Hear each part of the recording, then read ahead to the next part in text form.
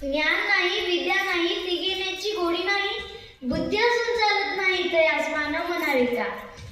ओळखलं का मला म्या सावित्री, सावित्री ज्योतिराव फुले, सातारा जिल्ह्यातील खंडा तालुक्यातील नायगावच्या खंडोजी पाटलांची मी कन्या. अवघ्या 9व्या वर्षी ज्योतिराव फुले नावाच्या माणसाशी माझं लगीन झालं. हळूहळू मला कळायला लागलं की ज्या माणसाशी माझं लगीन झालंय तो काही साधा सुद्धा माणूस नव्हे, तर या जगाला ऊर्जा देणारा एक क्रांतीसूर्यच आहे. त्या काळी बायकांना उंबरावर आणण्याची पद्धत नव्हती. बायांच्या जातीनं कसं आपण बरं, आपलं घर बरं, घरातली माणसं, स्त्री पुरुष, उंच नीच जातीचा लई भेदभाव होता. त्या सर्वांवर एकच उपाय, ते म्हणजे शिक्षण. शिक्षणाचा ध्यास हाच ज्योतिरावांच्या मनात होता.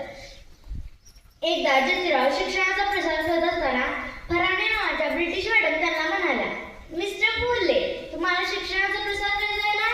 So educated first women because women all house will be educated. पण तुम्ही माझं वुमेनला घराच्या बाहेरच पडू देत नाही.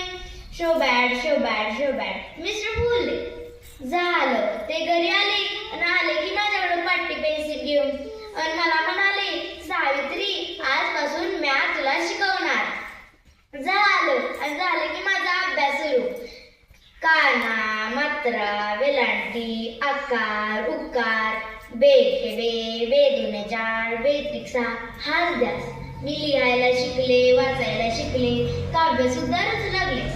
आणि मी होय 1 जानेवारी 1848 ला मी भिडेवाड्यात पहिली शाळा काढली व मी पहिली मुख्याध्यापिका व शिक्षिकाही झाली. धन्यवाद.